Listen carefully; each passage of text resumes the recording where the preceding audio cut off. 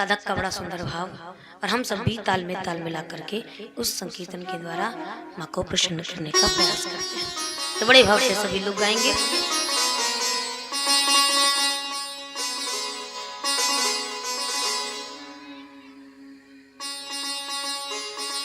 उसकी चौखट पे आ जा तू बस एक दफा, तेरी बिगड़ी मुकद्दर संवर जाएगी। ले तू अपना बना बस उसे एक दफा, ले तू अपना बना बस उसे एक दफा, तेरी बिगड़ी दशा सब सुधर जा।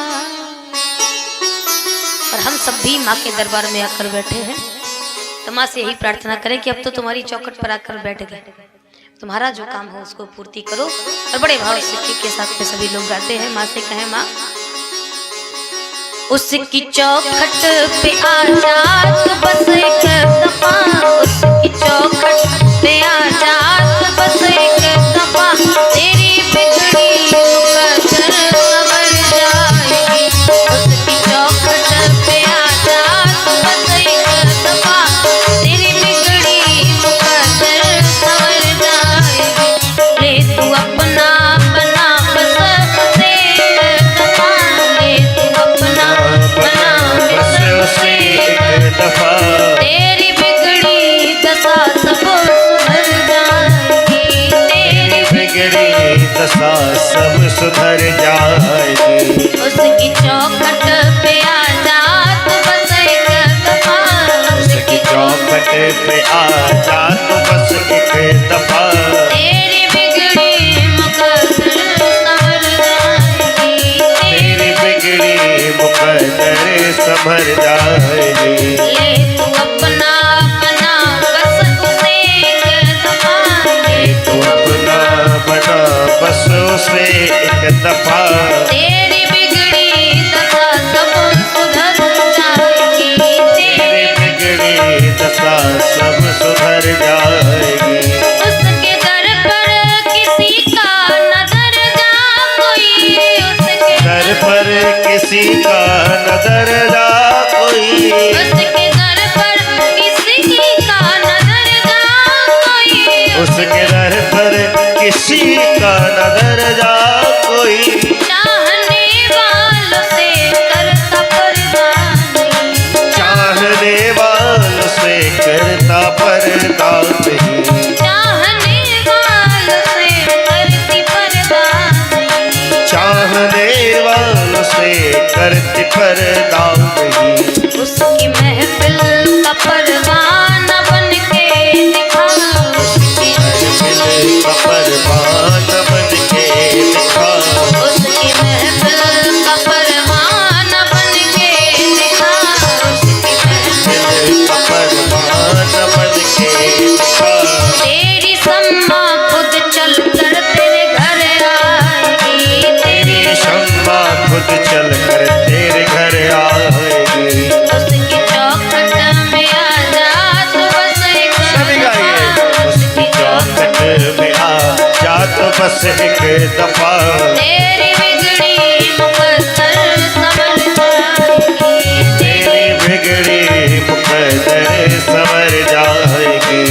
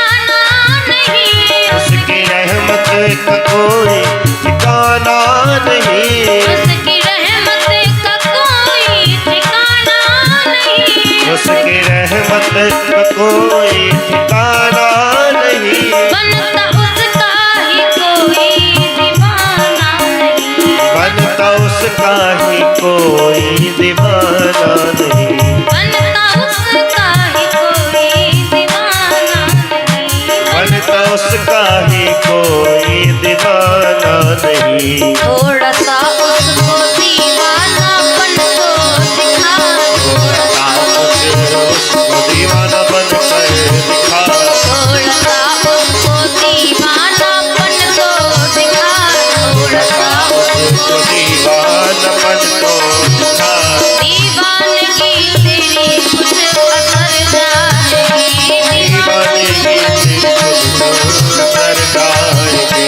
उसकी चौखट पे आजा तो बस एक दुआ, उसकी चौखट पे आजा तो बस एक दफा, तेरी बिगड़ी मुकद्दर संभल जाएगी, तेरी बिगड़ी मुकद्दर संभल जाएगी।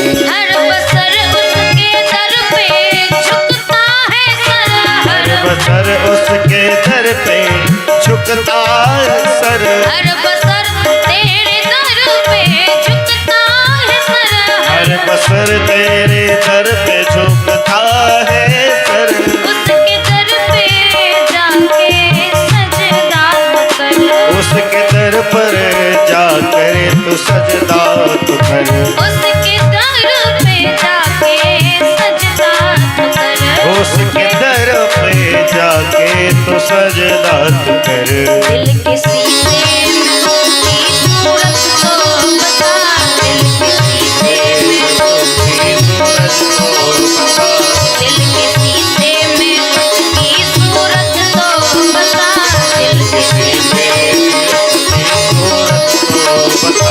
हर शय में उसकी सूरत नजर आए, हर शय में उसकी सूरत नजर आए, उसकी चौखट पे आजा तो बस एक दुआ, चौखट पे आजा तो बस एक दफा, तेरी बिगड़ी दशा सब संभल जाएगी, तेरी बिगड़ी दशा सब संभल जाएगी।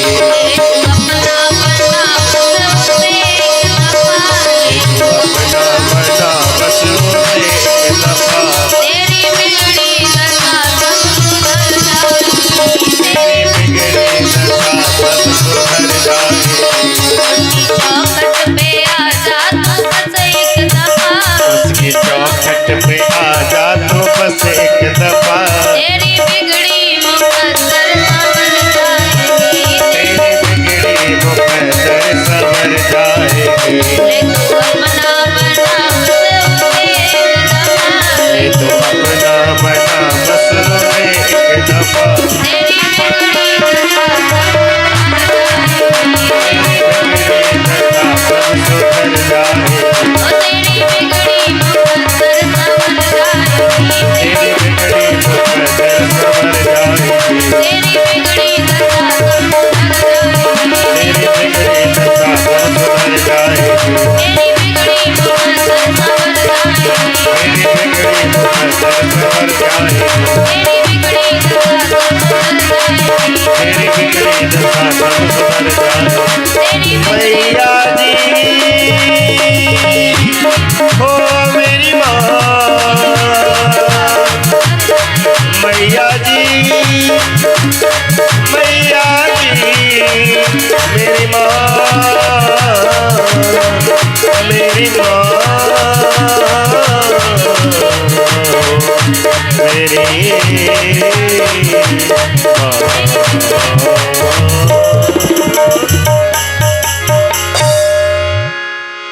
जयकारा शेरा वाली दा बोल सचे दरबार की जय।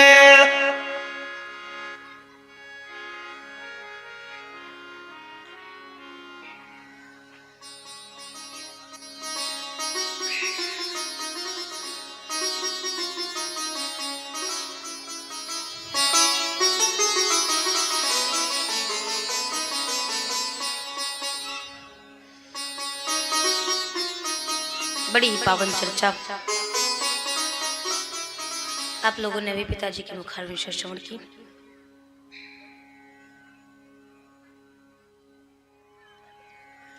आज आखिरी दिन है। ये हमारा आखिरी नहीं है हो। अभी तो मुझे दूसरी जगह भी जाके कथा कहनी है। मतलब आज कथा का विराम दिवस, क्योंकि कथा का कभी अंत नहीं होता है। अंत तो उसका होता है, उसकी कथा का होता है जिसका स्वयं अंत हो। पर जो स्वयं अनंत है उसकी कथा का अंत हो सकता है। हरि अनंत, हरि कथा अनंत है। तो आपके यहाँ पर कथा खत्म नहीं होगी, कथा का विराम होगा। और यहाँ से विराम होकर के फतेहपुर चली जाएगी, फिर उसके बाद फिर फतेहपुर में दूसरी जगह जाएगी, फिर इसके बाद ज्ञानपुर चली जाएगी, बनारस के पास। तो ऐसे धीरे धीरे करके बढ़ती चली जाएगी। ये 9 दिन का परम पावन अवसर, पता चला 9 दिन कैसे निकल गए। खूब अच्छा लगा। 4 बजने के बाद ही तुरंत सबके मन में यही ध्यान आता होगा कि चलो तैयार हो जाओ, 5 बजे से कथा है ना। अब कल पूर्णा होती कर लोगे, यज्ञ कर लोगे, परसों भंडारा करोगे, इसके बाद जय सिया राम, एकदम शांति में माहौल। थोड़े दिन अच्छा नहीं लगेगा, क्योंकि वो आदत होती है ना। व्यक्ति किसी जानवर को ही पाल लेता है तो यदि उसके पास में कुछ दिन रहे उसके बाद चला जाए तो उस जानवर की भी याद आती। तो ये तो भगवान की कथा है। हमको तो लगता है कि तुम कथा याद करो ना करो, लेकिन कथावाचक जरूर याद करोगे। लेकिन एक बात बड़ी अच्छी बताऊं आपको, शास्त्र गर्भित सार है। और सार ये है कि जीवन में यदि प्रेम करना है, ये जितने ठन्नी चवन्नी हल्ला मचा रही हो तो बाहर कर दो या तो चुपचाप बिठा दो, जिनके भी हो तो चुपचाप बैठा लिए इनको।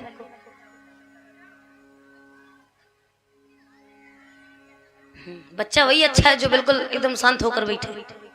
कक्षा में शिक्षक सिखाते थे ना, अच्छे बच्चे कैसे, लाल टमाटर, एकदम चुपचाप बैठे। तो चुपचाप बैठना, नहीं तो फिर भगा दिए जाओगे यहां से। तो शास्त्र गर्भित सार क्या है कि यदि प्रेम करना है तो किससे करो। आपके बीच में कथा आई है, कथावाचक आए हैं, भगवान आए, तो प्रेम करना है तो कथा से प्रेम करिए, कथावाचक से। और हम लोग उल्टा करते हैं, कथा से प्रेम नहीं करते, कथावाचक से कर लेते हैं। तुम चली जाओगी तो कितना अच्छा नहीं लगेगा, 4-5 दिन तो मन नहीं लगेगा, सुना सुना लगेगा। ऐसा क्यों, कारण भी समझिए। कथा से प्रेम करिए, कथावाचक से नहीं। इसका कारण ये है कि कथावाचक से यदि प्रेम करेंगे तो कथावाचक तो 9 दिन रुकेगा, 9 दिन के बाद अपने घर चला जाएगा, तो वो आपके साथ परमानेंट रहने वाला नहीं है। पर कथा को यदि आपने प्रेम किया और कथा को अपने जीवन में उतार लिया तो वो जीवन पर्यंत आपके पास जय हो। अब प्रेम करना तो उसी से अच्छा है ना जो हमारा साथ कभी ना छोड़े, छोड़ कर ना जाए, उसी से प्रेम करना अच्छा है। तो कथा से प्रेम करें। और बड़ी पावन चर्चा आप लोग इतने दिनों से श्रवण कर रहे हैं। नवम स्कंद की बड़ी अद्भुत कथा आप लोगों ने कल श्रवण करी कि गंगा जी का अवतरण किस प्रकार से धरती पर हुआ। और जैसे ही धरती पर आई, भगीरथ लेकर के आए तो भागीरथी गंगा के नाम से बुलाई गई। अब उस भागीरथी गंगा के स्नान का महत्व श्री वेदव्यास जी महाराज से जन्मेजय ने पूछा। तो जैसे इस बात को सुनते हैं तो महाराज श्री वेदव्यास जी महाराज कहते हैं, गंगा के फल का, गंगा में स्नान का फल जानते हो कितना बड़ा होता है, कितना बड़ा फल होता है। तो वेदव्यास जी कहते हैं, कोटि जन्मार्जितम पापम भारते यत्कृतं नभि। अगर किसी व्यक्ति के द्वारा करोड़ों जन्मों के संचित पाप कर्म हो, वो कर्म भी गंगायाम वात स्पर्शेन नश्यति श्रुतो श्रुतम। केवल गंगा के आसपास जो हवा बहती है ना, जैसे आप नदी के पास में चले जाओ तो नदी के वातावरण की एक जो हवा बहती है, तो उस गंगा कि हवा ही केवल आपको लग जाए, गंगा या वात स्पर्शन, वात माने हवा, केवल उस वायु का ही स्पर्श यदि आपके शरीर से हो जाए तो इससे ही आपके अन्यान जन्मों के पाप नष्ट। ये शास्त्रोक्त वचन है। और कई लोग ऐसा भी करते हैं ना कि जैसे जाएं, कहते चलो भैया गंगा जी में आए हैं तो कम से कम प्रणाम ही कर ले, स्पर्श करके अपने ऊपर गंगा जल छिड़क लेते हैं। तो इसका फल तो है, लेकिन इसके साथ साथ जो व्यक्ति गंगा में मौसल स्नान करता है, और मौसल स्नान किसे कहते हैं, गंगा में डुबकी लगाए, न हाथ हिलाए न पैर हिलाए और चुपचाप शांत भाव से उस पर लेट जाए, होता है पकड़ करके शांति के साथ में गंगा पर लेट जाए, इसको मौसल स्नान कहते हैं। और जो व्यक्ति इस मौसल स्नान को करता है तो गंगा स्नान से 10 गुना ज्यादा फल उसका प्राप्त होता है। ऐसी गंगा है परम पावनी। ऐसी गंगा को बारंबार श्री वेदव्यास जी महाराज प्रणाम करते हैं, श्री जन्मेजय जी महाराज प्रणाम करते हैं कि गंगा जिसके स्पर्श मात्र से, जिसके स्नान मात्र से इस धरती पर आकर के संसार के सारे जीवों को पुण्य फल प्रदान करती है, पापों का नाश करती है। सतकोटि जन्म पापम नश्यति श्रुतो सुतम यानि कानि च पापानि ब्रह्म हत्यादिकानि च। अगर ब्रह्म हत्या का भी पाप लगा हो, इस संसार में किस प्रकार का भी कैसा भी पाप हो, इसको हरण करने का गंगा के अंदर प्रताप विद्यमान है। तो इस प्रकार से गंगा स्नान का महत्व बताया। और जैसे ही बताया तो महाराज कहते हैं अब मेरे भक्तों के गुणों के बारे में सुनो कि मेरे भक्त कैसे होते हैं। कहा महाराज आपके भक्त कैसे? कहा मेरे भक्तों की केवल एक ही क्वालिटी होती है। अब समझ लेना कि आप भगवान के भक्तों की नहीं, जो केवल एक काम करे उसी के आगे लग जाता है कि ये भगवान का भक्त है। अब भगवान के भक्त की क्वालिटी क्या है? स्वयं भगवान अपने मुख से कहते हैं कि मेरा दास कौन, मेरा भक्त कौन। गोस्वामी तुलसीदास जी चौपाई लिखते हैं, मोर दास कहा ये नर आशा कर ये तो कहूँ कहाँ विश्वास। मोर दास कहा ये नर आशा, मोर दास कहा ये नर आशा कर ये तो कहूँ कहाँ विश्वास, कर ये तो कहूँ कहाँ विश्वास। जो मेरा भक्त कहलाए और किसी और पे भरोसा रखे। मोर भगत कहाय, मेरा भक्त कहलाए और नर से यदि उम्मीद रखता है तो इस संसार में फिर वो किसी पर विश्वास कर सकता। बात समझ में आ रही है ना? अगर भगवान के भक्त कहलाते और तुम ये सोचो कि लम्बादार हमको 10 लाख रुपया दे देंगे तो हमारा काम बन जाएगा, फलाने व्यक्ति हमको ये सहायता प्रदान कर देंगे तो हमारा काम बन जाएगा, तो इसका मतलब भगवान कहता है फिर वो मेरा भक्त नहीं है, फिर वो मेरा दास है ही नहीं। और ये याद रखना, सेवक और दास में अंतर होता है प्यारा। यद्यपि संसार में सबते सेवक धर्म कठोरा, संसार में सेवक धर्म से कठोर कोई धर्म नहीं होता, व्यक्ति को अपनी इच्छाओं को मारना होता है। लेकिन भगवान कहते हैं कि सेवक से भी ज्यादा मुझे दास प्रिय है। आप पढ़िएगा उत्तरकांड और शायद दोहा नंबर 7 या 17 ऐसे कुछ है, देख लेना। वहां पर चौपाई लिखी है कि भगवान स्वयं अपने मुख से कहते हैं कि सबके प्रिय सेवक यह नीति। इस संसार में सबको तो सेवक प्रिय होते हैं, तो क्या तुमको कौन प्रिय है? भगवान कहते हैं मोरे अधिक दास पर प्रिय, सबके प्रिय सेवक यह नीति। सबके प्रिय सेवक यह नीति, मोरे अधिक दास पर मोरे अधिक और यदि दास बनना है तो क्या करना पड़ेगा? भगवान की भक्ति करनी, तभी तो बन पाओगे ना। मन क्रम वचन छाड़ी चतुरा, भजत कृपा करी है रघुराई। आप कृपा भगवान तत्काल करें, भजन करोगे नहीं कि तुरंत कृपा हो जाएगी। लेकिन भगवान कहता है मेरे भक्तों की एक और विशेषता है भाई साहब। और विशेषता क्या? भक्त तो हर कोई कहलाएगा इस संसार में। एक कलयुग है, और कलयुग में किसी भी व्यक्ति से पूछो तो वो यही कहेंगे कि हम तो राम के भक्त हैं, हम कृष्ण के भक्त हैं, हम दुर्गा जी के भक्त हैं, हम शंकर जी के भक्त हैं, हनुमान जी के भक्त हैं। पर हकीकत में पूछो कि किसके भक्त हो, तो राम कृष्ण शंकर देवी इन सब के भक्त नहीं है, हम तो बस इसके भक्त हैं।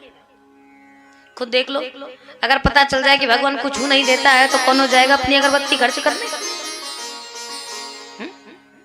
श्री गोस्वामी तुलसीदास जी ने आज से लगभग 550 वर्ष जो बात लिखी और राजा काटे सत्य हो रही। चौपाई पढ़िए क्या कहती है। इस संसार में लोग सच्चे भक्त नहीं होंगे भगवान के, तो कैसे भक्त होंगे? कहे बंचक भगत, बंचक माने झूठे, फरेबी, पाखंडी। किसके? कहा ये राम के झूठे भक्त कहलाएंगे। तो कहे सच्चे भक्त किसके होंगे? कहे कंचन किंकना मोह जग गाइए। कहा ये राम के पंचक भगत, कहा ये राम के कंचन किंकना मोह कंचन किंकना मोह। सब पैसा के भक्त हैं, और इतने बड़े पैसा के भक्त हैं कि भगवान के सामने घंटी उठाएंगे, आरती की तल लगाएंगे, भगवान से कहेंगे ओम जय जगदीश हरे, स्वामी जय जगदीश हरे। तो भगवान कहेगा कहे हमारे घर में धरे, कहे आए हो? तो भक्त कहेगा महाराज तुमको बड़ी जल्दी पता चल गया कि मैं किसी काम से आया हूँ। भगवान कहते हैं भैया हमको पता है, सुन नर मुनि सबकी यह रीति, स्वार्थ लाग करें सब। अब तुम 300 रुपया किलो का घी खर्च कर रहे हो, 20 रुपया की बत्ती लगा रहे हो, 40 रुपए की अगरबत्ती लगा रहे हो, 10 रुपए की फूल माला लगा रहे हो, चावल लगा रहे हो, अक्षत लगा रहे हो, रोटी लगा रहे हो, मिठाई चढ़ा रहे, 140 रुपया किलो की मिठाई चढ़ा रहे हो, और साथ में दक्षिणा भी प्रदान कर रहे हो, तो फोकट में तो नहीं आए हो। आजकल तो आदमी स्वार्थ ना हो तो चवन्नी खर्च ना करे। आजकल तो सज्जनों का रोने का भी व्यवहार होता है भाई साहब। पैसा तो छोड़ो ही छोड़ो, रोने तक का व्यवहार होता है।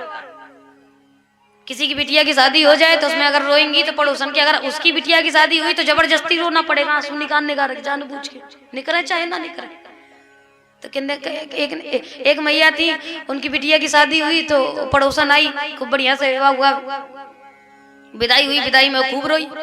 अब संयोग से पड़ोसन की बिटिया की शादी हुई तो बहू गई, तो पहले बड़े हंसते खेलते से गाना गाते गाते कंडा पात रही थी, और कंडा पाते पाते जब पता चला विदाई का टाइम आ गया तो हाथ पाँव धोए और गई, जाकर के रोना शुरू कर दिया। अरे हमारी बिटिया अब तुम चली जाओगी। जैसे ही रोई सो रो करके लोगों ने देखा, रे वाह महाराज कितना प्रेम करती, बताओ पड़ोसन होकर कितना अच्छा प्रेम। और जैसे ही विदा होकर के बिटिया गई नहीं तैसे ही आई, आंसू पहुंचने के बाद फिर कंडा पातने लगी, फिर गाने लगे। एक ने कहा हे भगवान इतनी जल्दी तो गिरगिट भी रंग नहीं बदलता, जितनी जल्दी तुम आंसू पहुंच के बदल रही। तुम तो अभी रो रही थी और अब तुम गाना गा रही। तो उसने कहा कौन रो रहा था? कहा हमने तो देखा कि तुम रो रही थी। कहा हम रो नहीं रहे थे, हम तो रोने का व्यवहार अदा कर रहे थे। वो हमारी बिटिया की शादी में रोई तो हम उसकी बिटिया की शादी में, रोने तक का व्यवहार देता है। तो फोकट में पैसा देगा क्या? भगवान ने कहा नहीं दे सकते। तो बताओ अपना स्वार्थ क्या है? तो भक्त कहता है हाँ ये तो सही बात है कि स्वार्थ से आया हूँ। स्वार्थ कैसा? तो कहा फिर जब जान ही गए हो तो सीधे बोलता हूँ, एक काम करो। क्या? भक्त जनों के संकट, दास जनों के संकट। भगवान ने कहा अच्छा संकट दूर करने हैं। हाँ महाराज संकट दूर करने। तो भगवान ने कहा ठीक है हो जाएंगे, आशीर्वाद। तो भक्त कहता है भगवान एक कहावत तो सुनी होगी तुमने, कौन सी? काल करे सो आज कर, आज करे सो पल में परलय होएगी बहुरी करेगो तो संकट दूर हो जाएंगे नहीं, ये क्षण में दूर करे। ओम जय जगदीश हरे। मेरे कहने की देर नहीं, तुम संकट दूर कर दो। भगवान ने कहा इतनी मेहनत से आया है तो चलो ठीक है, कब संकट दूर कर देते, कर दिए।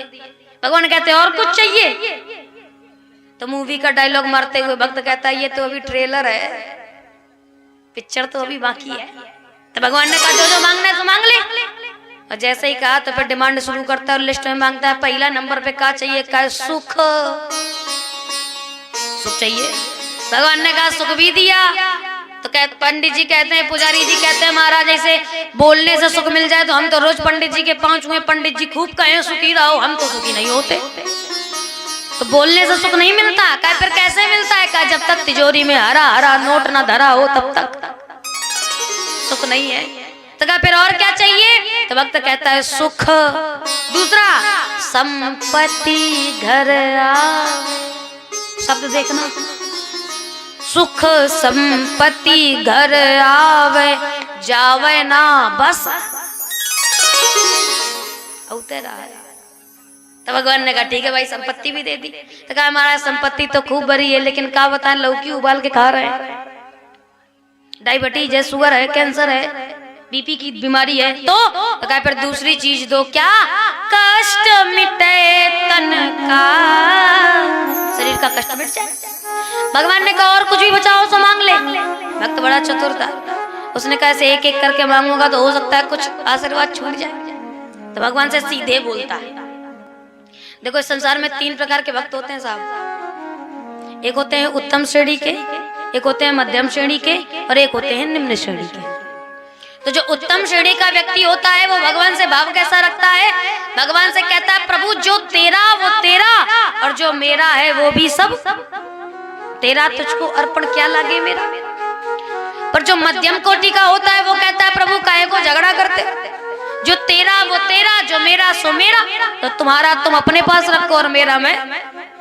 मध्यम श्रेणी का। और एक होते हैं निम्न श्रेणी के जो भगवान से कहते हैं प्रभु जो मेरा सो तो मेरा है यही है, पर जो तुम्हारा है वो भी सब। तो बताओ धरती में कौन वाले हैं, एक नंबर क्वालिटी के कि थर्ड क्वालिटी के? तो वही थर्ड क्वालिटी का आदमी कहता है भगवान से तेरा मुझको अर्पण, जितना तुम्हारे पास हो सब निकाल के दे दो। भगवान कहता है सब मुझसे ले लेगा तो मुझे भी कुछ देगा कि नहीं? कहता है हाँ दूंगा ना। और कभी नोटिस करना पंडित जी ऐसे आरती की थाल घुमाते हाथ में ऐसे पकड़ते घंटी पकड़ के ऐसे हिलाते और आरती करते। तो भगवान से क्या कहते हैं? तेरा मुझको अर्पण। भगवान कहता है मेरे लिए क्या? तो भक्त कहता है ले ले ठेंगा मेरा। ओम जय जगदीश। इतने स्वार्थी, इतने कपट से भरे हैं, इतनी चतुराई से भरे हैं। पर भगवान कहता है मेरे को कौन पा सकता है? केवल एक व्यक्ति। सुंदरकांड का निर्मल मन जन सो मोहि पावा, मोहि कपट छल छिछल सो मोहि पावा, सो मोहि पावा, मोहि कपट छल छिछल भावा, मोहि कपट मोहि कपट मोहि कपट छल छिछल भावा। आपके पास कुछ भी ना हो, धन संपत्ति पूजा पाठ की सामग्री, लेकिन यदि केवल निर्मल मन है तो भगवान उससे ही दे जाता है। और जैसे ही ये सुनाया तैसे ही एक बड़ा सुंदर दृष्टांत याद आ गया। और महाराज कहते हैं संत महात्माओं के मुख से सुना है कि एक बार एक ब्राह्मण परिवार में एक बालक उत्पन्न हुआ। अब ब्राह्मण परिवार का बालक जैसे ही उत्पन्न हुआ तैसे ही बढ़िया उसके विधिवत संस्कार करवाए गए, जातकर्म संस्कार हुआ। थोड़ा सा बड़ा हुआ, एक दो दिन का समय बीता तो फिर उसका नामकरण संस्कार हुआ। और जब नामकरण संस्कार हुआ तो उसका नाम रखा गया भोला। यथा नाम तथा गुण, जैसा नाम था भोला तैसे ही अपने जीवन का आचरण भी एकदम भोला वाला। लेकिन एक कमी थी, क्योंकि संसार में जड़ चेतन गुण दोषमय। भगवान ने धरती बनाई है तो किसी के अंदर यदि क्वालिटियां दी हैं तो फिर उसके अंदर कुछ कमियां भी हैं। कोई संसार में सर्वगुण संपन्न नहीं हो सकता और कोई सर्व अवगुण संपन्न भी नहीं हो सकता, कोई ना कोई क्वालिटी जरूर होगी।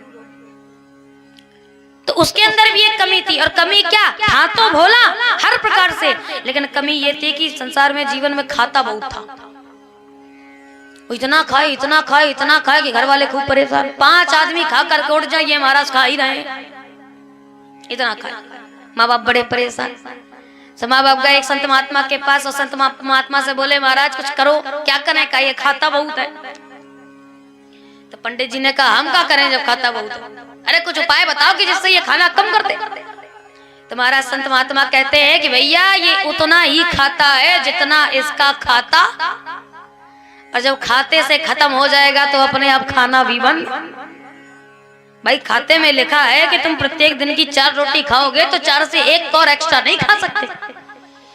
खाते में ही लिखा है कि आज 5 रोटी खाने को है, तो फिर कोई कितना भी मना करे तो 5 रोटी तो मिलेंगी। जब खाता खत्म हो जाएगा तो खाना भी बंद कर देगा, क्या परेशान। जैसा ये सुना तो माता पिता कहते हैं भगवान हम तो तुम्हारे पास समाधान लेने आए थे, तुमने तो और समस्या खड़ी कर दी। अब तो ये और खाने पीने से नहीं चुकेगा। लेकर के गए। संयोग से माता पिता जब तक रहे तब तक तो खाने को मिला, पर माता पिता जब दिवंगत हो गए तो फिर भैया भौजाई का राज, और भौजाई के राज्य में ऐसे व्यक्ति को तो कभी भी खाने को नहीं मिलता जो बस खाए वो पड़ा रहे। कम का नक्काज का 2.5 सेर अनाज का। तो कुछ दिन तो खिलाया भाभी ने, लेकिन उसके बाद में फिर खिलाना भी बंद कर दिया। दुर्वचन बोले, और दुर्वचन बोल करके उससे कहा चला जा, घर से बाहर निकल जा, किसी काम धाम का नहीं। तो छोटा तो था, थोड़ा गुस्सा आ गया, गुस्से में भर करके घर छोड़ के निकल गया। और जैसे ही घर छोड़ के निकला तैसे ही सुबह से शाम तक टहला और शाम को वापस आ गया। किसी ने सोचा वापस क्यों आए हो, भाभी ने इतनी बुरी तरीके से डांट फट करके भगाया। तो वो कहता है महाराज मैं इसलिए वापस आया हूँ कि कई बार ऐसा होता है कि व्यक्ति गुस्से में बोल देता है घर से चले जाओ, और जब व्यक्ति चला जाता है तो बाद में पछतावा होता है कि बताओ गुस्सा नहीं करना चाहिए, चला गया वापस आएगा कि नहीं। तो मेरी भाभी दुखी ना हो इस वजह से पुनः चलाया। और जैसे ही आकर के कुंडी खटखटाई, भाभी ने दरवाजा खोला तो कहती तू फिर आ गया। तो भोला कहता है आया हूं आपकी महफिल में इस बहाने से, पछता रहे होंगे आप मेरे चले जाने।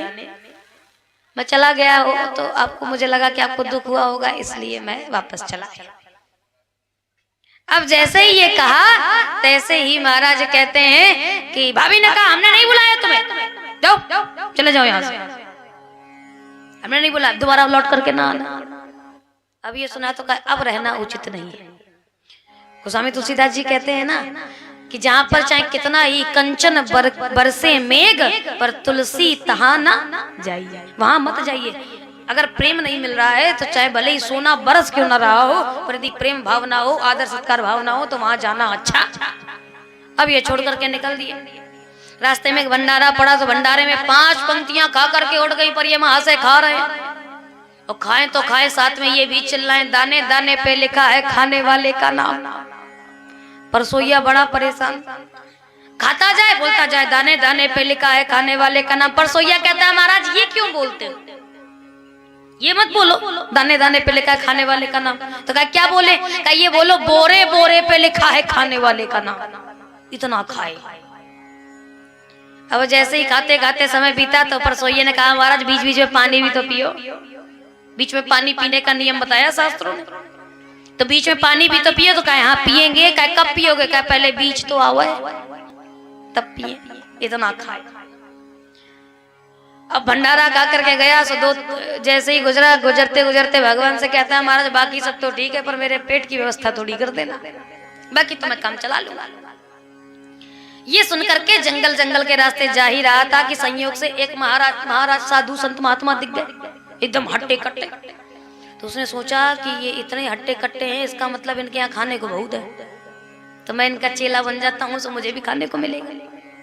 और ये सोच करके जैसे ही 2 कदम बढ़ाए तैसे ही पांव रोक ली और सोचा ऐसा तो नहीं कि ये महात्मा खुद ही खाते हो, चेला चपाटी को ना देते। ऐसे भी कुछ पंडित जी होते, गुरु जी होते। ये सोच करके जैसे ही रुका तैसे ही संयोग से 3-4 चेला भी निकल पड़े और चेला भी एकदम हट्टे कट्टे।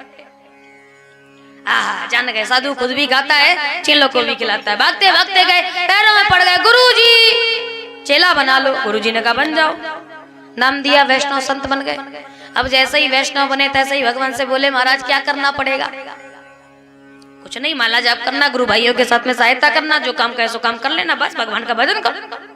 तो कहा महाराज मेरे अंदर एक कमी है। कमी क्या है? कहा आपके यहाँ पर कितने चेला हैं? तो कहा लगभग 150 है।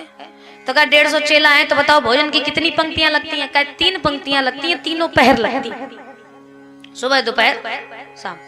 3 पहर 3 पंक्तियां लगती हैं। तो हाथ जोड़ करके बोला महाराज अगर बुरा ना मानो तो तीनों पहर तीनों पंक्तियों में बैठ के खाऊं, कोई समस्या तो नहीं? गुरुजी ने कहा बेटा समस्या तो नहीं है, पर तुम इतना खाते हो, तीनों पहर तीनों पंक्तियों में बैठ गए। हाँ महाराज खाता था। गुरुजी ने कहा कोई दिक्कत की बात नहीं, भगवान की कृपा से खूब बड़े बड़े भंडार है, खूब आराम से चकाचक खाओ। अब तो बड़ा आनंदित। दिन बीतते गए, बढ़िया स्नान करे, माला जाप करे, माला जाप करने के बाद तुरंत रसोई घर घुस जाए, बढ़िया चकाचक भोजन पाए।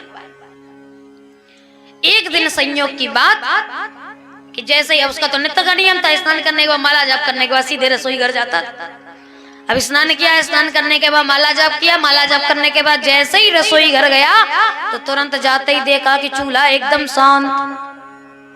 अब चूल्हा शांत देख करके तो घबरा गए महाराज, भागते भागते गए गुरुजी के पैरों में गिर गए। गुरुजी से बोला गुरुजी गजब हो गया। गुरुजी ने कहा क्या हुआ? कर रसोईया मर गया। ओ ये सुना तो गुरुजी कहते राम राम राम राम राम, ऐसा कैसे हुआ? 3-4 चेला बुलाए, उनसे पूछा गया तो पता चला रसोईया तो जिंदा है।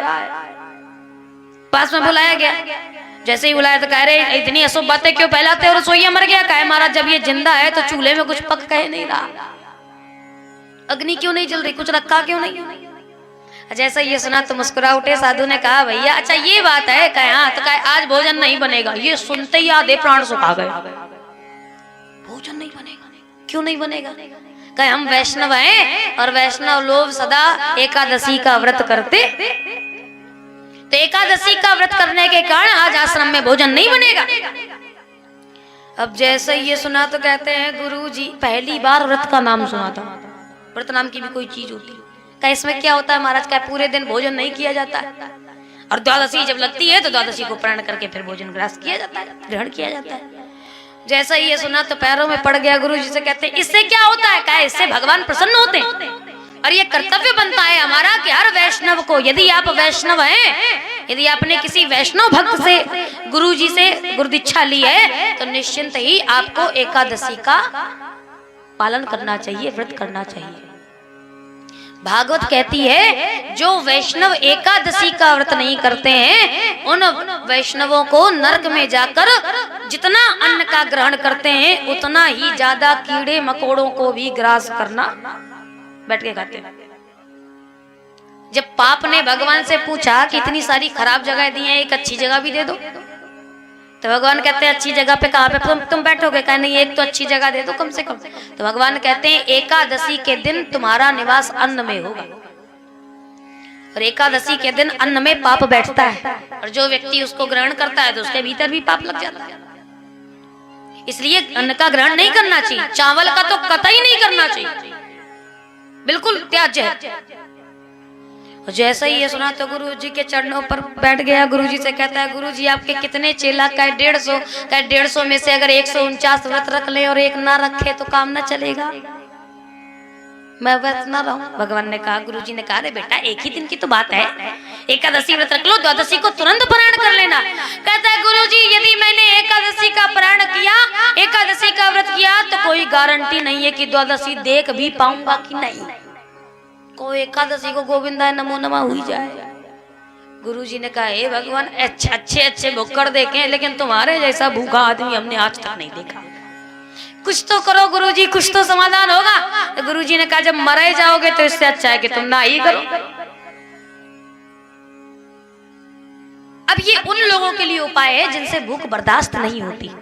तो शास्त्र कहते हैं यदि आप बिल्कुल ही भूख बर्दाश्त नहीं कर सकते, जैसे कोई गर्भवती कन्या स्त्री है, कोई वृद्ध बुजुर्ग है, यदि भोजन नहीं करेंगे, दवाई नहीं खाएंगे तो कैसे चलेंगे, बीमार व्यक्ति हैं, रोगी हैं, तो उनके लिए बताया गया है कि यदि आप एकादशी को भोजन भी बनाएं पकाएं तो उसमें तुलसी दल डाल देना, क्योंकि तुलसी दल डालने से फिर वो भोजन नहीं रहता, वो प्रसाद बन जाता है, और प्रसाद को ग्रहण करने में कोई दोष नहीं लगता। लेकिन फिर भी चावल तो ये भी ना खाना, चावल तो तुलसी डाल के भी नहीं खाना, चावल पर पूर्णतः त्याज्य होता है।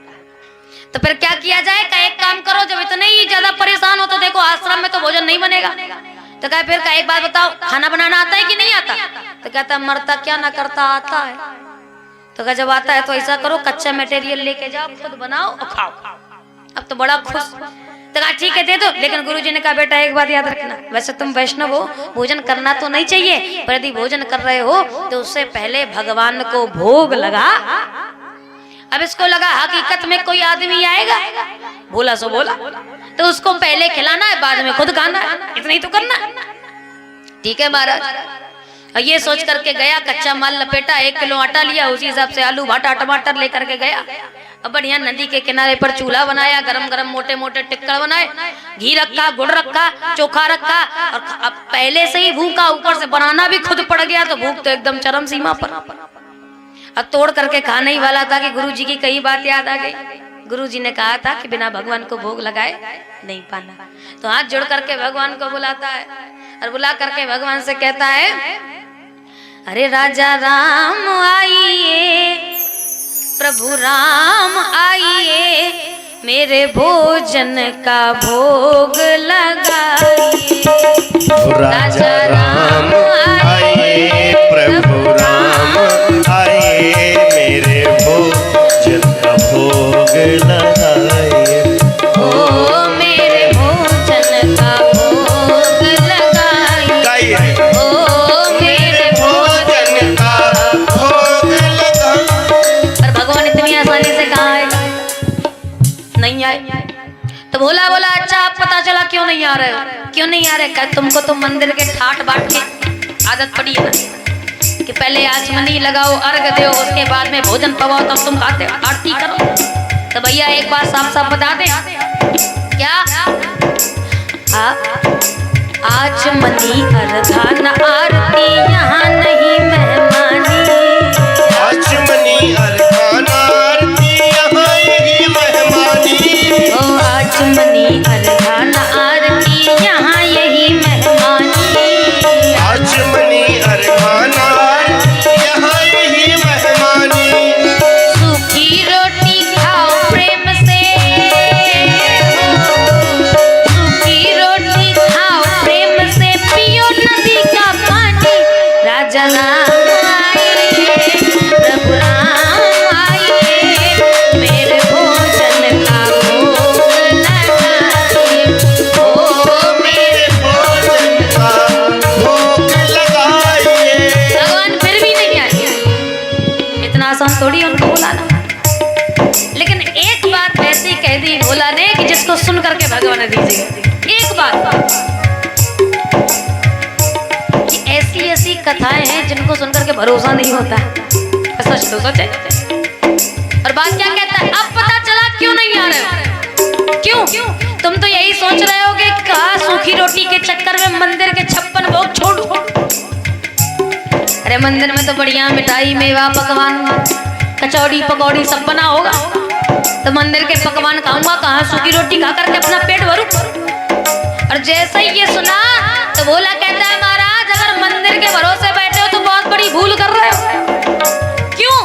वहां से तो प्राण बचा के हम ही आए, हमें अपने वहां कुछ नहीं मिलने वाला। मतलब भक्त कहता है भूल करोगे यदि तज दोगे भोजन रूखे सूखे, भूल करोगे यदि तज दोगे भोजन रूखे सूखे, भूल करोगे यदि तज दोगे भोजन रूखे सूखे, भूल करोगे यदि तज दोगे भोजन रूखे सूखे। क्यों?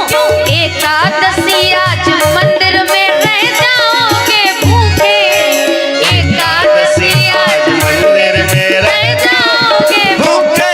राजा राम आइए, प्रभु राम आइए, मेरे भोजन का भोग लगाइए, ओ मेरे भोजन का भोग लगाइए, ओ मेरे भोजन का भोग लगाइए।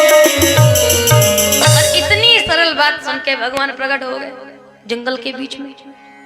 पर आए कैसे? अकेले नहीं आए, साथ में कौन है? नीलांबुज श्यामल कोमलांगम और सीता समारोपितवा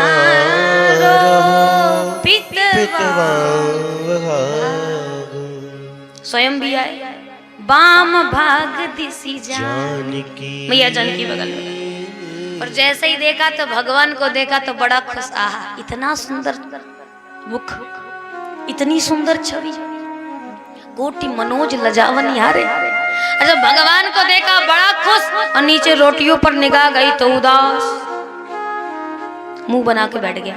भगवान ने कहा क्यों भैया हमारे आने से प्रसन्न नहीं हो क्या? भक्त बोला महाराज आपके आने से तो बड़ा खुश हूँ। तो कहा जब खुश हो तो फिर उदास कहे महाराज बाकी सब तो ठीक है, लेकिन गुरुजी ने कहा था भगवान आएंगे उनको भोग लगा देना फिर पाना, तो मुझे लगा एक व्यक्ति आएगा तो इसी हिसाब से मैंने 2 लोगों का खाना बनाया था, एक तुम और एक, लेकिन मैं तो देख रहा हूं कि तुम तो खुद ही 2 हो, तो मुझे क्या मिलेगा? भगवान बोले तो आ गए हैं तो क्या भोजन नहीं कराओगे? भगवान कह आ गए हो तब कहे को भूखे जाओ, खाई के जाओ। अब भगवान बैठे बैठे पाने लगे, भगवान किस मनमोहक छवि को नहीं आ रहा। पा करके भगवान ने कहा ठीक है अब हम जाए, भोग लग गया अब हम जाए। बोला हो जाओ, बिल्कुल जाओ बिल्कुल जाओ, अब तो आपको बुलाना पड़ेगा नहीं। भगवान कहते हैं नहीं ऐसा नहीं है कि बुलाना नहीं पड़ेगा। क्यों? कहे फिर बुलाओगे, अभी तुरंत बुलाओगे? कहे कैसे? कहे फिर एकादशी आएगी। अब जो ऐसा ही सुना तो कहता है अच्छा फिर एकादशी आएगी?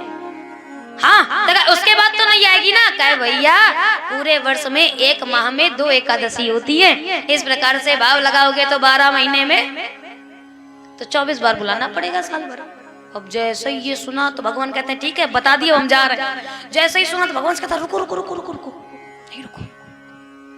भगवान से हाथ जोड़कर बोलता महाराज आप आए बड़ी आपकी दया कृपा, लेकिन अब जब मुझे पता है कि अगली एकादशी को फिर बुलाना है फिर तुमको आना पड़ेगा, एक प्रार्थना करूं मानोगे? भगवान कहते हैं हाँ मानेंगे ना, बताओ। तो भगवान से कहता है प्रभु इस बार आए बहुत देर में आए, लेकिन अगली एकादशी को आना तो 1 बार बुलाए आ जाना, नहीं तो फिर मत कहना कि भोग के लिए बुलाया नहीं, मैं खाने बैठ जाऊं तो मुझे दोष न देना। भगवान ने कहा ठीक है तथास्तु, तुरंत आ जाए। इतना कह करके भगवान गए, इसने भी जितना बचा कुचा था खाया, खा के गया। गुरुजी ने कहा कहो पेट भरा? कहा भरे कैसे, तुम्हारे भगवान से बचा था बना। बुलाया 1 को था चले आए 2।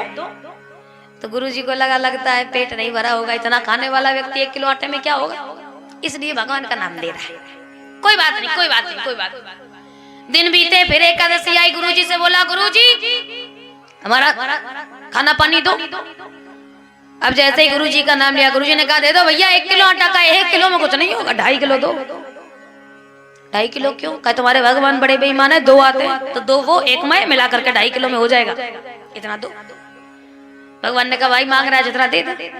साधु के कहने पर रसोइये ने 2.5 किलो आटा दिया, उसी हिसाब से सारा सामान दिया, लेकर गया। फिर चूल्हा बनाया, बने बनाए चूल्हे पे रोटी टिक्कर टेक करके रखे, और जैसे ही रखे ठोक करके बढ़िया सारा सामान लगा करके रखा। फिर भगवान को बुलाने लगा।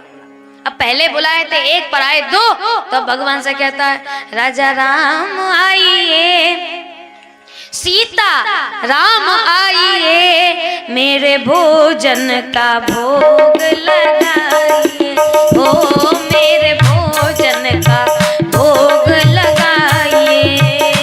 राजा राम आइए, सीता राम आइए, मेरे भोजन का भोग लगाइए, ओ मेरे भोजन का भोग लगाइए। और जैसे ही 2 बुलाए कितने है ना, राजा राम और सीता राम, तो 2 बुलाए पर आए कितने? बाबा कहते हैं बाम भाग दिसी जानकी और लखन दाहिनी ओर। और जैसे ही लक्ष्मण जी को लेकर के आए, तो भगवान से कहता है, भगवान को देखा तो बड़ा खुश, पर लक्ष्मण जी को ऐसे देखता है। भगवान ने कहा भैया आ गए, भोग लगाओ, भोजन पवाओ। भगवान कहते हैं बिल्कुल खवाए, लेकिन एक बात कहें तुमसे बुरा ना माना। भगवान ने कहा कहो। तो कहा बाकी सब तो ठीक है, तुम दिखने में भी बड़े अच्छे हो, बोलते भी बड़ा प्यारा हो, लेकिन तुम्हारे अंदर एक कमी है। और कमी क्या है? कहा तुम बेईमान बहुत हो। भगवान ने कहा भैया हमने कौन सी बेईमानी कर दी तुम्हारे साथ? क्या बेईमानी तो कर रहे हो, एक को बुलाता हूँ 2 आते और आज 2 बुलाते हो 3 चले आए,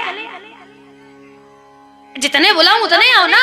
तो भगवान ने कहा तो लेकर के आ गए तो भोजन नहीं करा? क्या नहीं, अब आ गए तो फिर काहे ना कराएंगे, कराएंगे, अटकी है हमारी। भगवान ने कहा तो कराओ। तो कहता है लेकिन एक बात बताना। क्या? लक्ष्मण जी की तरफ इशारा करके कहता है कि महाराज ये आपके कौन लगते हैं, ये आपके कौन? भगवान ने कंधे पर हाथ रखा, भाई हैं हमारे भाई। तो बोला महाराज ये आपके भाई हैं? कहे हाँ। तो कहे सगे भाई हैं कि ऐसे ही दूरदार के लगे लिपटे भाई? भगवान ने कहा ये लगे लिपटे भाई कैसे होते हैं? भाई तो भाई, सगे भाई हैं, एक ही पिता की संतान है। और जैसे ये कहा तो भोला कहता है महाराज बुरा ना मानो तो एक बात कहें। लक्ष्मण जी ने कहा वैसे ज्यादा बुरा मानने वाली बात तुम नहीं कह सकते, अब और क्या बुरा कहो? कह नहीं फिर भी सुन लो। भगवान बोले सुन लो क्या कहता है। हाँ कहो। तो कहा महाराज एक बात बताओ, हमने ठाकुर जी के भोग का ठेका लेके रखा है तो उनके पूरे खानदान भरेगा, जिसको देखो उसी को उठा के ले आते, मुंह उठा के चला आता। और जैसा ही सुना लक्ष्मण जी कहते हैं भैया इतनी बेइज्जती तो हमारी जनकपुर में भी नहीं हुई जितनी इसने खड़े खड़े कर दी। तो भगवान ने कहा तो ले आए हैं तो क्या भोजन नहीं कराओगे? भगवान कहते बोला कहता काहे नहीं कराएंगे, आ गए तो खा ले। लक्ष्मण जी ने कहा भैया हमारा पेट भर गया, इसकी बातों से ही भर गया, भोजन पाने की जरूरत नहीं। भगवान ने कहा ये भक्त है, भक्तों की बातों का बुरा नहीं मानते। लक्ष्मण बैठ जाओ। अब तीनों ने भोजन पाना प्रारंभ किया। भोला बड़े भाव से एक टक भगवान को देखे। भगवान ने कहा जाएं? तो कहा हाँ जाओ। और याद आ गया रुको क्या करे? कहे प्रभु इसके बाद फिर एकादशी आएगी। कहे हाँ। तो कहे फिर तुमको बुलाना पड़ेगा। कहे हाँ। तो कहे आपका बहुत बहुत धन्यवाद कि मैंने एक बार बुलाया, एक बार बुलाने पे आप चले गए, चले आए। तब एक और प्रार्थना है, एक और आशीर्वाद दे दो मुझको। कहे कौन सा? कहे पहले से ही बता जाओ अगली एकादशी को कितने आओगे, पहले से। भगवान ने कहा आएंगे आएंगे, इतना कहकर चले गए। यही सोचता रहा बाकी सब तो ठीक है लेकिन ये आदमी बेईमान बहुत है। खाया पिया बचा हुआ खा करके गया। गुरुजी ने कहा कहो आज तो पेट भरा होगा। कहे कहां से भरे, इतना बेईमान भगवान, इसकी पूजा करते हो तुम? एक को बुलाता हूँ 2 आते हैं, 2 को बुलाता हूँ 3 आते हैं, आज तो गजबे कर दी। गुरुजी को लगता है इसका 2.5 किलो आटा में भी पेट नहीं भरा। कोई बात नहीं। फिर दिन बीते, तीसरी एकादशी आई और जैसे ही आई तब गुरुजी से कहता है गुरुजी सामान दो। गुरुजी ने कहा भैया दे दे 3 किलो। तो कहा 3 किलो में नहीं होगा, अब तो 1 पसेरी चाहिए। अब जैसे ही 1 पसेरी का बताओ, एक आदमी 5 किलो आटा खा जाए मायने रखता है भाई। 1 पसेरी का नाम सुना गुरुजी का हक्का वक्का खुल गया। गुरुजी ने कहा एक आदमी 1 पसेरी आटा तो नहीं खा सकता, इसका मतलब का पक्का ये जाकर के अन्न का कहीं पर विक्रय करता है, दुरुपयोग करता है। और ये सोच करके कहा कि भाई जितना मांगता है दे दे, आज हम जाकर के देखेंगे कि ये करता क्या है अन्न का। मांगा 5 किलो की बोरी टांगी और टांग करके चल दिया।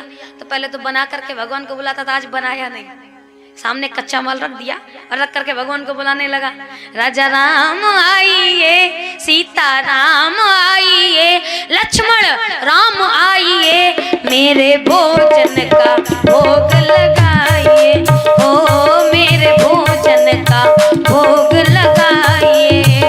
राजा राम आइए, सीता राम आइए, लक्ष्मण राम आइए, मेरे भोजन का भोग लगाइए, ओ मेरे भोजन का भोग लगाइए। और बुलाए 3 पर आए कितने? राम आइए, सीता राम आइए और लक्ष्मण राम आइए। बुलाए 3 पर आए कितने? श्री विनीत जी कहते हैं जब जंगल में भक्त की सुन ली करुण पुकार, तो तब ता क्षण में प्रगट भा दिव्य राम दरबार। और पूरा राम जी का दरबार जंगल में आकर पधार गया। राम जी के दरबार में कौन? माँ जानकी, स्वयं राम, लक्ष्मण, भरत, शत्रुघ्न और इतना ही नहीं, चरणों के पास बैठे हुए हनुमान जी महाराज। और जैसे ही देखा तो आज भगवान को देख करके हंस रहा है। भगवान ने कहा क्या बात है, आज तुम्हारे मिजाज बड़े बदले बदले लग रहे। भगवान से कहता है मुझे पता था तुम इतने बेईमान आदमी हो, एक को बुलाता हूँ 2 आते हो, 2 को बुलाता हूँ 3 आते हो, मुझे पता था। तो भगवान कहते हैं इसके आगे बोलेगा, अरे हम चलो ठीक है, तुमको पता था, कोई बात नहीं, लेकिन ये बताओ पहले हम आते थे तो तुम मुंह लटका के बैठ जाते थे, पर आज बड़े खुश हो, क्या बात है? आज मिजाज बड़े बदले बदले लग रहे हैं। सब बोला, कहता है महाराज मुझको पता था, एक को बुलाता हूँ 2 आते हो, 2 को बुलाता हूँ 3 आते हो, तो मैं यही सोच रहा था कि आज कितने आएंगे, और जितने आएंगे बना के रखूंगा, सब साफ कर जाएंगे, इसीलिए आज मैं इसलिए खुश हूँ कि आज मैंने कुछ बनाया ही नहीं है। तो खाओगे क्या? भगवान कहते हैं बड़े बेईमान आदमी हो तुम, बनाया नहीं, बिना बनाए बुला लिया। भगवान से कहता है तुम ही पर बेईमानी नहीं जानते हो, मैं भी इंसान हूं, मेरे भी रगों में तुम्हारे खून दौड़ रहा है। तो कहा पर मुझे जब पता चल गया कि जब खाने को मिलना ही नहीं है तो बनाए काहे? ये तुम्हारी बेईमानी मैं पहले दिन से नोटिस कर रहा था। कैसी? प्रथम दिवस भोजन के हित आसन जब मैंने लगाई, तो उधर न मैं भर सका सिए जब सन्मुख आई, फिर विनीत आए भाई पर भाई, और निराहार ही रहो आज मोही परत दिखाई। आज तो लग रहा है तुम पक्का एकादशी करवा के मानोगे मेरी। तो भगवान ने कहा तो बनाया क्यों नहीं है? कहा महाराज मुझसे बनेगा ही नहीं। क्यों नहीं बनेगा? भक्त कहता है कि तुम नहीं तजाता सुबानी अपनी, ओ हम कहते समझाए। हम कैसे समझाए? क्यों? तुम तो अपना स्वभाव छोड़ते नहीं हो, एक को बुलाता हूँ 2 आते हो, 2 को बुलाता हूँ 3 आते हो, आज तो अध्याय कर दी इतने सारे। लेकिन हनुमान जी की तरफ इशारा करके कहता है प्रभु इंसानों तक तो ठीक था, नर नारिन की कौन कहे, और एक बानर हूँ संग लाए। तुमको शर्म नहीं लाई कि बंदरा का भी खाना मैं ही बना के खवाऊं? इसीलिए कह रहा हूं मोते नहीं बनत बनाए, मुझसे नहीं बनेगा। तो भगवान ने कहा जब तुमसे नहीं बनेगा तो कौन बनाएगा? कहे तुम इतनी बड़ी मंडली लेकर के आए हो, किसी को बनाना नहीं आता क्या? भगवान कहते हैं भैया नहीं आता। ओला कहता है इतना भी मूर्ख नहीं हो जितना तुम समझ रहे हो, मुझे पता है तुम्हारी इस मंडली में एक आदमी ऐसा है जो पूरे विश्व का पेट भरता है, तो क्या तुम्हारा पेट नहीं भर पाएगा? राम जी ने कहा ऐसा कौन है? बोला कहता है मुझे पता है। वो कौन? कहा विश्व भरन पोषण कर जोई, ताकर नाम भरत अस होई। विश्व भरन पोषण कर जोई, पोषण कर जोई, ताकर नाम भरत अस हो, ताकर नाम भरत अस हो, ताकर नाम भरत अस हो। भरत है तो उनसे कहो वही बनाएंगे, हम नहीं बनाएंगे। तो कहा तुम क्या करोगे? एक ने बोला से पूछा तुम क्या करोगे? मैं आंखें बंद करके बैठ जाऊंगा। एक ने कहा आंखें बंद करने की क्या जरूरत है? तो कहा मैं सामने से यदि आंखें खोल के देखता हूँ और मेरा ही लाया हुआ खाना ये खुद बना बना के खाएंगे तो मेरी भूख बढ़ेगी और बर्दाश्त नहीं कर पाऊंगा, इसलिए आंखें बंद करे रहूंगा। ना दिखेगा, ना खाने की इच्छा होगी, ना मन ललचाएगा। आंख बंद करके बैठ गया। इधर भगवान ने कहा भैया ये तो बनाने से रहा, हम ही सब बनाते हैं। अब बनाना शुरू किया। बड़ा पावन पद श्री विनीत जी ने लिखा है। और क्या कहते हैं? कौन बना रहा है भोजन? कह श्री भरत जी भंडारे बनाने लगे, श्री भरत जी भंडारे बनाने लगे, चुन के लकड़ी लखन लाल लाने लगे, चुन के लकड़ी लखन लाल लाने लगे। हनुमान जी पूछते हैं पूछ से आंजनेय चौका को, और हाथों से पोता लगाने लगे, हाथों से पोता लगाने लगे। श्री भरत जी बनाने लगे, श्री भरत जी भंडारे बनाने लगे। अब भरत जी ने बनाना शुरू किया तो माँ जानकी ने भी हाथ लगाया, और जैसी जगत जननी माँ आदिशक्ति अन्नपूर्णा का साक्षात हाथ लगा तो जितने देवी देवता थे सब मैया थोड़ा प्रसाद, हमें भी थोड़ा प्रसाद। आंखें बंद कर बैठा। अच्छा तक गुरुजी ने कहा था आज जाकर देखेंगे कि ये करता क्या है। तो गुरुजी पेड़ के पीछे लुके और देख रहे थे कि सामान जैसा का तैसा रखा, आंख ही बंद करे बैठा, न बेच नहीं जा रहा है न बना के खा रहा है। आधा घंटा तक तो देखते रहे। देखने के बाद गुरुजी पास में आए, चेला से बोले कहो बोला भोजन भूख नहीं लगी क्या, भोजन नहीं बना रहे हो? तो बोला आंख बंद के कहता है कि बनाए तो तब ना जब तुम्हारे भगवान से बचाए। गुरुजी ने कहा क्या मतलब? क्या तुम्हारे भगवान देखो कैसे ऐसे जुटे पड़े जैसे 7 जन्मों से किसी ने खाना न दिया हो। सूखी रोटी में पता नहीं कौन सा आनंद आता है, ऐसे जुटे। और जैसे ही ये सुना तो गुरुजी ने कहा बेटा इधर तो कोई भी नहीं है, तू किसकी बात कर रहा है?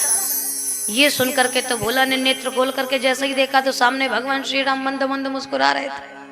कहा यही तो बैठे हैं सामने, देखो कैसे दांत फाड़ रहे हैं, शर्म नहीं लगती? मेरा ही लाया हुआ खाना मेरे सामने खा रहे हैं। गुरुजी ने कहा बेटा यहाँ तो कोई नहीं दिख रहा है। और जैसे ही ये सुना तो भोला की आंख से आंसू गिर गया। और भोला ने भगवान से कहा महाराज यदि आज तुम दिखे नहीं ना तो मेरे माथे पर कलंक लग जाएगा। कलंक कैसा? हर एकादशी को जाकर के मैं गुरुजी से यही कहता था कि तुम्हारा भगवान मेरा पेट नहीं भरने देता, और यदि आज तुम नहीं दिखे तो मेरे गुरु तो यही सोचेंगे कि अगर भगवान है नहीं तो ये जाकर के इतने अन्न का करता क्या रहा है, कहीं बेचता तो नहीं रहा।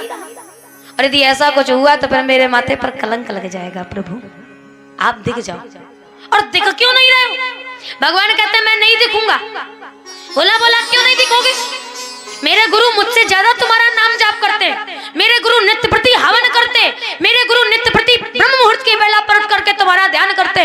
मेरे गुरु के अलावा तुम्हारी पूजा के अलावा और कोई काम ही नहीं है। और इतना ही नहीं, मेरे गुरु तो तुम्हारे लिए भूखे तक रहते हैं, एकादशी का व्रत तक करते हैं। मुझसे तो वो भी नहीं रहा गया। मैं तो केवल नाम मात्र का एक माला जाप कर लेता था। मुझे दिख रहे हो, मेरे गुरु को नहीं दिख रहे, जबकि मेरे गुरु की साधना तो मुझसे अनंत गुना बड़ी है। और ये सुनते ही भगवान ने कहा भैया तेरा गुरु तुझसे हर मामले में आगे होगा, लेकिन एक मामले में पीछे रह गए। कौन सा मामला? कहा जिस प्रकार से तेरा मन भोला है, निर्मल है, ऐसे तेरे गुरु का मन निर्मल, उसके मन में कपट है, और जिसके मन में कपट होता है उसे मैं दिखता। ये सुनकर के तो भोला ने गुरुजी की तरफ देखा। गुरुजी ने कहा क्या कह रहे हैं? सारी बात बताई। और जैसे ही सुना तो गुरुजी चरणों में गिर गए। भोला घबरा गया। गुरुजी ने कहा बेटा मैंने बहुत बड़ी गलती कर दी कि तुझे अपना शिष्य बनाया। अब ये सुनकर के तो एक शिष्य के प्राण ही हलक में अटक गए। ऐसा कौन सा अपराध मुझसे बन गया कि गुरु मेरे शिष्य बनने पर पछता रहा? और ये सुनकर के तो आंखों से आंसू बंद ही नहीं हुए। गुरुजी से कहा आप ऐसा क्यों कहते हो? गुरुजी बोले भोला मुझसे गलती हो गई कि मैंने तुझे अपना शिष्य बनाया, तुझे कुछ सिखाने का प्रयास किया, बल्कि वास्तविकता में तो मुझे तेरा शिष्य बनना चाहिए था कि मैं तुझसे सीखूं कि भगवान को पाने का केवल एक ही मार्ग है, वो है निर्मल मन। और जिसका मन निर्मल होता है उसी को भगवान प्राप्त होते।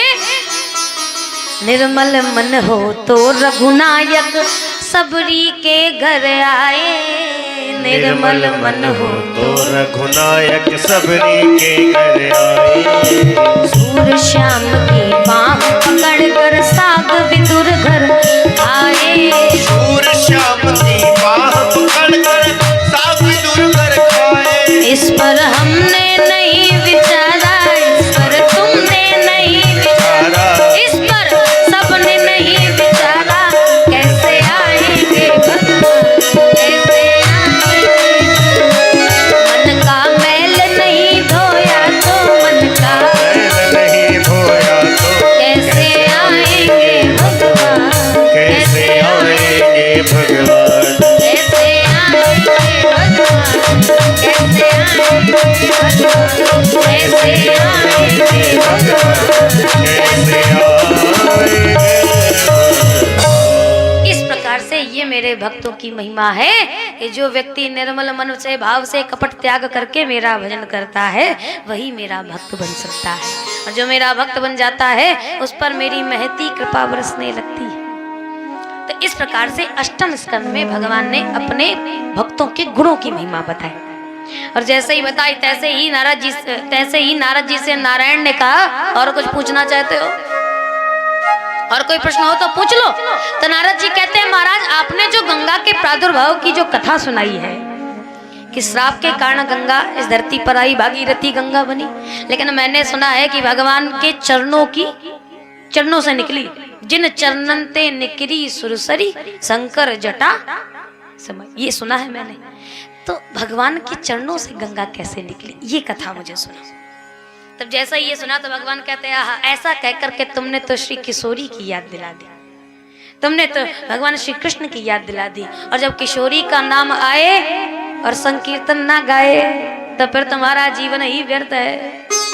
तो किशोरी का नाम आया, श्री नारायण जी अपनी आराध्या भगवान श्री राधा जी का नाम संकीर्तन करने लगे और कहने लगे हाथ उठा करके, हमारो धन राधा श्री राधा श्री राधा, हमारो धन राधा श्री राधा, हमारो धन राधा श्री राधा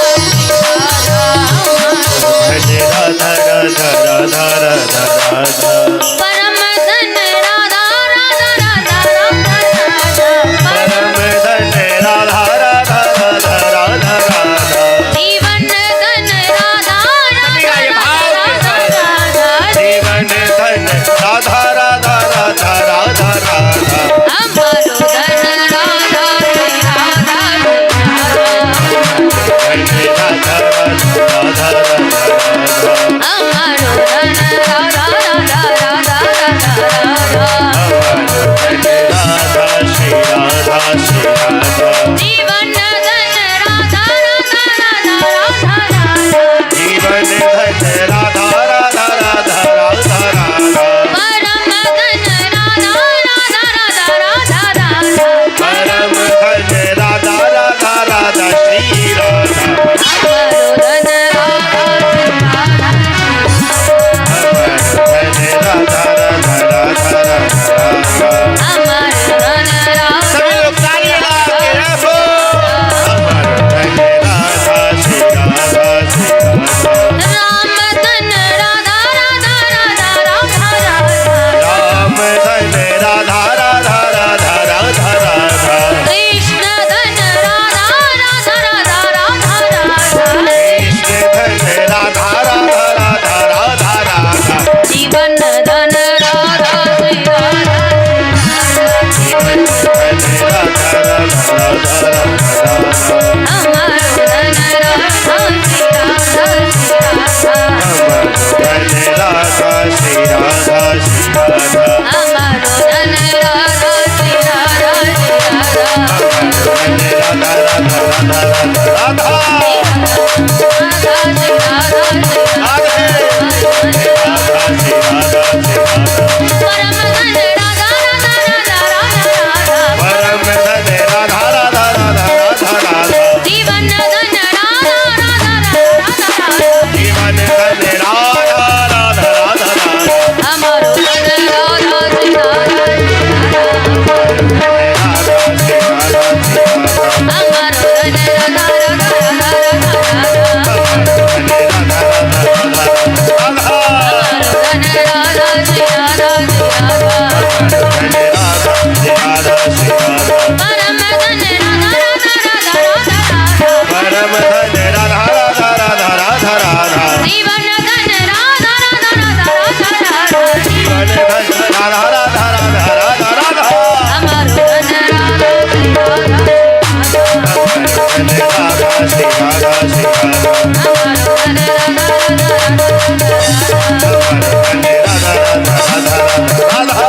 हमारो धन राधा श्री राधा श्री राधा, हमारा धन राधा श्री राधा श्री राधा, हमारो धन राधा श्री राधा श्री राधा, हमारा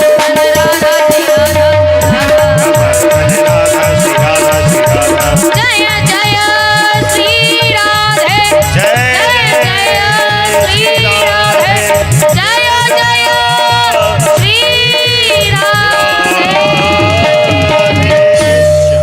बोल राधा रानी सरकार की जय। और संपूर्ण गोलोक की स्वामिनी, कृष्ण के अर्धंग में निवास करने वाली, कृष्ण की सदा सेव्या और श्री कृष्ण के हृदय पर निरंतर जिसका ध्यान बना रहता है, ऐसी परम्बा माँ राधा गोलोक पर एक बार विराजमान थी। भगवान श्री कृष्ण बैठे हुए थे और कृष्ण भगवान बैठे तो वहीं पर भगवान की अर्धांगनी स्वरूप, भगवान की अंश स्वरूप श्री माँ गंगा भी विराजमान थी। तो गंगा महारानी भगवान के उस छवि को बड़े ध्यान से देख रही और देखते देखते जैसे ही कृष्ण ने भगवान को देखा, अच्छा कोई आदमी आपको बड़े भाव से मुस्कुरा कर देख रहा हो तो आपकी यदि निगाह उसके ऊपर जाएगी तो अपने आप दांत फट पड़ जाएंगे कि नहीं? अपने आप स्माइल कर ही दोगे कि एक मुस्कुराहट देने में क्या जाता है। तो भगवान ने भी एक मुस्कुराहट फेंक दी और जैसे ही मुस्कुराए भगवान गंगा को देख करके, तैसे ही राधा रानी का गुस्सा 7वें आसमान पे चढ़ गया। मेरे होते हुए किसी और पराई स्त्री को देखकर हंस रहे हो। तब भगवान गंगा ने आकर के स्वयं मैया की से क्षमा प्रार्थना करी, स्तुति करी, लेकिन फिर भी संतोष नहीं हुआ। तो श्री राधा रानी ने कह दिया कि महाराज इस गंगा से कह दो तुरंत मेरा गोलोक धाम छोड़ करके चली जाए, और नहीं जाएगी तो अच्छा नहीं होगा। तब भगवान कुछ भी नहीं बोल सके। सो गंगा जैसे ही गंगा जाने को उत्कृष्ट नहीं हुई तो अपने अंजुल में भरा और भर करके जैसे ही पीने लगी तैसे ही गायब हो गई। और छुपी कहाँ, कहना ब्रह्म लोक गई, न विष्णु लोक, न क्षीर सागर, न वैकुंठ। भगवान कृष्ण के पैर पर जाकर के चरण कमल के नीचे जाकर छुप गए। राधिका रानी ने सब जगह पर ढूंढा, जब कहीं नहीं मिली तो आकर के संतोषजनक से बैठी। पर बैठने के बाद ही अब गंगा ही जब सूख करके भगवान के चरण कमल में पहुंच गई तो पूरी पृथ्वी पर अकाल सूखा पड़ गया। नदी का लेश मात्र भी नहीं, पानी के बिना सारे जीव जंतु मरने लगे। और जैसे ही मरने लगे तब तो सारे देवी देवता हाथ जोड़ करके माता रानी से प्रार्थना करने लगे। राधा जी से कहने लगे, हे मैया गंगा को वापस बुला लो, नहीं तो संसार मर जाएगा। ये सुन करके राधा रानी ने गंगा को बुलाया और पता चला तब भगवान श्री कृष्ण के कहने पर उन्हीं के चरण कमल के नख से गंगा की धारा प्रकट। और गंगा की धारा जैसे ही प्रकट हुई, प्रकट हो करके भगवान ब्रह्मा के कमंडल में आकर स्थापित हुई। और कमंडल से आकर के भगवान ने कहा धरती पर कैसे आएगी, तो उनको समाहित करने के लिए भगवान शंकर की जटा पे विराजमान हुई। और जटा में विराजमान होने के बाद फिर पृथ्वी लोक पर इस प्रकार से मैंने भगवान के चरणों से उद्भूत होकर के गंगा की चरित्र कथा तुमको सुनाई। और ये सुन करके श्री नारद जी कहते हैं, तो अगर गंगा की कथा सुना दी है तो एक और कथा सुना दो। क्या कहे, हमने सुना है कि भगवान की एक और पत्नी थी। 4 मुख्य अर्धांगिनियां भगवान की कही गई है कृष्ण की, गंगा, सरस्वती, राधा और तुलसी। लक्ष्मी स्वरूप राधा और तुलसी। तो महाराज ये तुलसी किस प्रकार से भगवान की प्रिया बनी, पत्नी बनी, और वृक्ष के रूप में किस प्रकार से प्रादुर्भाव हुआ, इसकी कथा हमें सुना। नारद जी ने जैसे ही पूछा तो नारायण बोले कि भगवान एक बार भगवान विष्णु के अंश स्वरूप अंश से उत्पन्न दक्ष सावर्णी के वंश में एक अत्यंत पावन इंद्र सावर्णी नाम के राजा हुए। और उन इंद्र सावर्णी ने इतनी भगवान की पूजा करी कि उनका बड़ा परम पावन पुत्र वृषध्वज नाम का उत्पन्न। और वो वृषध्वज राजा जैसे ही हुआ तो वो केवल भगवान शंकर की ही तपस्या करता था और किसी देवता को नहीं मानता। अच्छा देखो, ये भी कितना बड़ा संकेत है। अंतरराष्ट्रीय कथावाचक मुरारी बापूजी महाराज कहते हैं कि जिस व्यक्ति के पास 5 चीजें एक होती हैं वो संसार में पूजनीय बन जाता है। एक होनी चाहिए। कौन कौन सी? एक पंथ, एक ग्रंथ, एक कंठ, एक संत और एक मंत्र। ये 5 चीजें एक होनी चाहिए। मंत्र एक, कंठ अर्थात पति एक, ग्रंथ एक, संत एक, संत अर्थात गुरु एक, और ग्रंथ एक। ये चीजें एक कंठ, एक ग्रंथ, एक मंत्र, एक संत और एक पंथ, रास्ता एक। और हम लोग क्या करते हैं, पंडित जी ने बता दिया शंकर जी की उपासना करो, तो उस पर 6 महीना तक ओम नमः शिवाय, ओम नमः शिवाय, ओम नमः शिवाय। और अगर फायदा नहीं हुआ तो वही लोटा उठा के शंकर जी की पिंडी में दही मारते हैं। तुम सुनते ही नहीं, तुम बेकार हो। तो शंकर जी को छोड़ के फिर जय हनुमान ज्ञान गुण सागर, जय कपीस लोक उजागर। 3 महीना बीते, हनुमान जी ने भी नहीं सुनी तो उनके भी उठा करके खोपड़ी में दही मारते हैं, 4 गाली सुनाते हैं, तुम भी नहीं सुनते। हम भगवान ही बदलते रहते हैं। जैसे आजकल के युवा का कोई भी लक्ष्य निर्धारित नहीं है। किसी के मुख से मैंने सुना था, बड़ी अच्छी बात उन्होंने कही थी कि संकल्प का कोई विकल्प नहीं होता है, और जहां विकल्प होता है तो वहां संकल्प। बात समझ में आ रही है ना? यदि आपका संकल्प है कि आपको यही बनना है तो फिर आपके पास कोई ऑप्शन नहीं होना चाहिए, और अगर कोई और ऑप्शन है तो इसका मतलब कि फिर वो संकल्प। और आजकल का युवा तो ये सोच के पढ़ता है कि कौनो मिले, बस सरकारी ही मिले, कोई भी चलेगा। जीडी का भी डालेंगे, एसएससी का भी डालेंगे, एमटीएस का भी डालेंगे, एनटीपीसी का भी डालेंगे, यूपी पीसीएस का भी डालेंगे, यूपी पुलिस का भी डालेंगे, और कहो चूका लग गया तो यूपीएससी भी डाल देंगे, कौनो तो मिले ये भाव। पर जब संकल्प एक होता है तो उसकी सिद्धि में समय, वो शाहरुख खान का डायलॉग है ना कि जिस चीज को शिद्दत से चाहो तो पूरी कायनात उसे आपसे मिलाने में लग जाती है ना। इसके लिए संकल्प सिद्धि होनी चाहिए। अब जो चाहे कि कुछ भी मिल जाए, तब उसके लिए तो फिर खूब शंकर जी डारो, देवतागण डारो, खूब डांटते रहो, फल थोड़ी मिलेगा। एक गुरु पकड़ के रखो, एक देवता पकड़ के रखो, लेकिन इसका मतलब ये नहीं है कि अन्य का तिरस्कार करो, ये भी नहीं है। आपका इष्ट हमेशा एक ही होता है, लेकिन इसका मतलब ये नहीं कि शंकर जी को मानते हो तो बाकी सबको कहो हट सब बेकार, शंकर जी अच्छे, ऐसे नहीं। सबका बराबर सम्मान है, लेकिन शंकर जी का विशेष स्थान, ये भाव होना चाहिए।